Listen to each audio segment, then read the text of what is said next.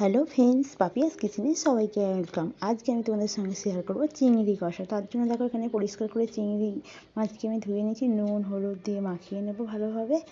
এরপর দেখো কড়াইতে আমি চিংড়ি মাছ থেকে ভাইজে তুলে রেখে দিয়েছি। এরপর ওই তেলেতেই সামান্য তেল অ্যাড করে নিয়েছি, দিয়ে দিলাম পেঁয়াজ কুচি। পেঁয়াজটা একটু ভালোভাবে ভাজা হয়ে গেলে দিয়ে দেবো আদা রসুনের পেস্ট।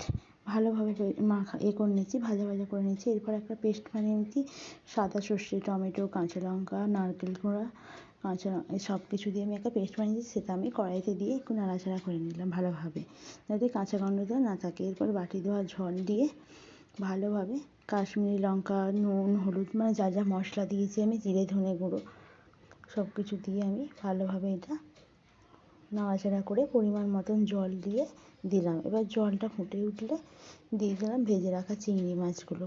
এরপর দিয়ে এটাকে মাখা হয়ে এলে গরম মশলা আর ঘি দিয়ে নাবিয়ে দিলে রেডি একদম আমাদের চিংড়ি কষা। গরম ভাতের সঙ্গে পরিবেশন করুন। কেমন হয়েছে অবশ্যই রেসিপিটা জানাবেন, আর ভালো লাগলে অবশ্যই পাপিয়াস কিচেনকে সাবস্ক্রাইব করে পাশে থাকবেন।